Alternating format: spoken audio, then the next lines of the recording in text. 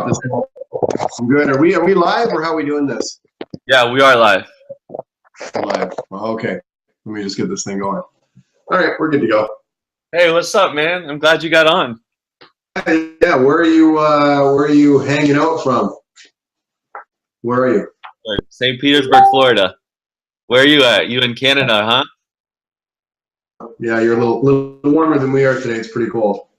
Oh yeah, it's been getting pretty cold around here. But anyways, it's nothing what you guys experience. Anyways, I want to say thank you for being on the podcast today. Everyday amazing people. Thank you for your time. Thank you. Good to be here. Yeah. So, you know, I've already introduced you. So, the audience that we have are solo entrepreneurs, small business people, real estate investors, and those kind of people, salespeople. That's going to be our main audience that we're going to be speaking to. So, like I was saying earlier, Dwayne is an author of Unstoppable Sales and also Unstoppable Attitude. Dwayne is a well-renowned motivator. And Unstoppable. We got 3 books. That's right. And Unstoppable Money. Yep. So Dwayne is I listened to a couple of Dwayne's interviews with Camden, and I could really relate, and I think there's a lot of value that he gives with people in sales. And for me, what really stuck out is introverts and sales and entrepreneurship, because I can really relate to that. So Dwayne, can you tell me in the audience a little bit about your background and how you became the continuing success you are today? Yeah, I can get into a lot of detail. I'm going to try not to, because it can take quite some time. So my story, if you want to call it that, is actually the last chapter in this book. That's not a complete and total plug for my book. I had several jobs at university and high school. Really got to figure out what I didn't like, what I wasn't good at. Got to witness firsthand how unwilling most people are to work. That was actually pretty inspiring for me. Every place I went, that's really never changed. So I think there's a lot of opportunity for people that have goals and aspirations and actually want to work hard at it. Yeah. And then, hit university and started my own business in landscaping. I had a patented novelty item. I ran a student paint crew. So I kind of got my feet wet in entrepreneurship then. Mm-hmm. In the automotive business and sector since I was 16. That's really my main niche of where I speak and train and where I'm known. I am an entrepreneur. I am a salesperson. Mm-hmm. Real estate investor as well, so I can totally relate to all those topics you talked about earlier. Yeah. And without a lot of guidance or training or mentorship in sales, until I took a course in Birmingham, Alabama for a month. And I just was in a personal place in my life where I really needed the help. I needed some direction. I needed some mentors. I didn't really realize how much I needed that. Yeah. And the right message and messenger and time, it can be a game changer. It was for me. So I took that basic information in my early 20s. What was that, if you don't mind me asking? What is that? What was that training? Seemed like it was pivotal for you. It was, yeah, no problem. At the time, there was a company called Key Royal Training. And Key Royal Training in the automotive space was the biggest, best automotive training company. It's not around anymore. And they were connected with a dealer group. So because they were part of a dealer group, trainers were the salespeople, the better salespeople with the dealerships. So you were learning from people who were currently doing it, walking the talk. You could verify, go back to the dealerships, watch them do their thing. It was just phenomenal for me. I got to see success at a level I never seen it, and people that could teach it, but also do it. So I made a commitment at that point that no matter what I ended up doing for a living, I wouldn't rely on, for lack of a better word, bosses that were assholes. I had a lot of them. Yeah. And I saw this opportunity set as a way to become, self-reliant. If it would be in sales or business, or Right. as a trainer or a speaker. It didn't much matter. So I mastered it for my own sake. Continue to study and read and grow. Follow other people's podcasts. Right. I'm completely curious on how to make myself better all the time. So when I got to actually go back out into the sales game with those additional tools, while I was also speaking and learning and always walking the talk, and I still sell cars.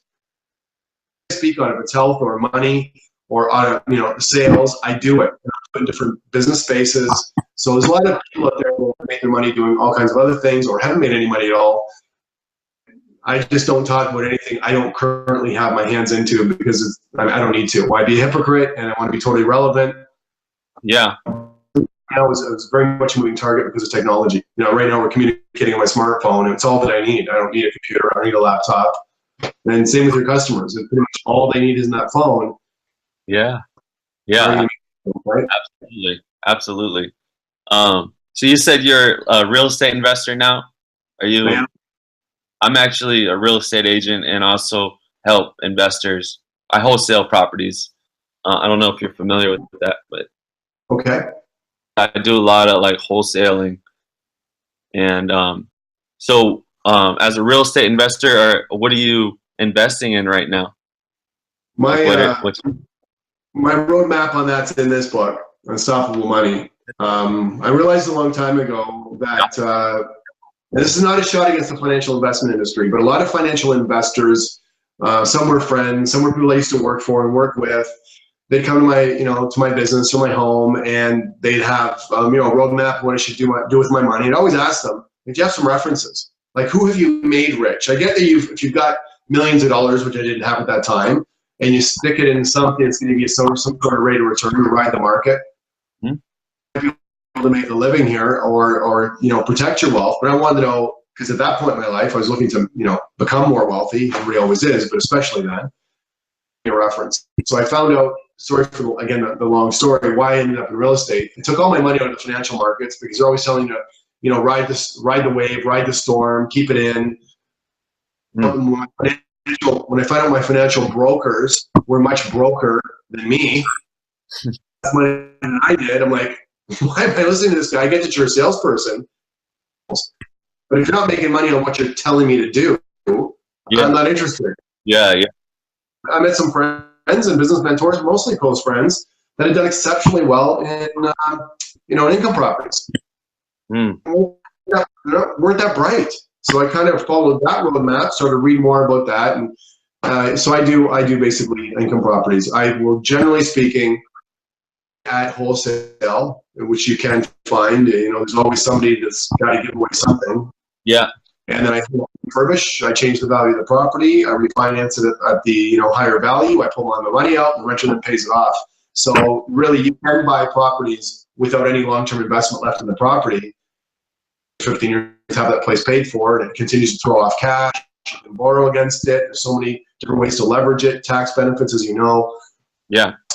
Sold on the importance of people to own a business. There's a lot of fear and misunderstanding about it, but I'm a huge believer. It's changed my life. It's completely changed my personal security, my confidence, and my ability to do things for myself. And when you have ability, whatever that means, you have more time because you don't have to be a slave to your job 24/7. You can pick and choose, what you're doing that way a little bit. So I find property for me has really set me free in a lot of ways. Yeah. That's so awesome. Yeah, I feel like most high producers really they get into real estate. Like that's like that's like the end game of, I guess, like passive income. That's a big thing. Yeah. Hey, one of the things to do with that, sorry, Michael, is I just stopped watching the news and listening to the prostitutes that are all selling everybody else's fear-based agendas, because if you listen to that box, in the morning or at night or during the day, fake news, real news, whatever, we can talk about that. There's definitely no good news. It's all bad news. So if it's all bad news, you really don't want to invest a few $100,000 in something or get tied up in a 20-year project. So yeah, shut off the news because they're just full of it. It's completely a waste of time. There's nothing of any benefit on there that I can find for myself. Yeah, no, I totally agree. I haven't watched TV in a long time. Exactly. I just haven't. Um, Yeah. but it just brings like not good stuff. But anyway, so I was actually listening to interview with you and Camden, and one of the things that like I feel like you can give really good value to is, people that I remember you saying that when you were younger, you were eighth grade, you were like the man, public speaker,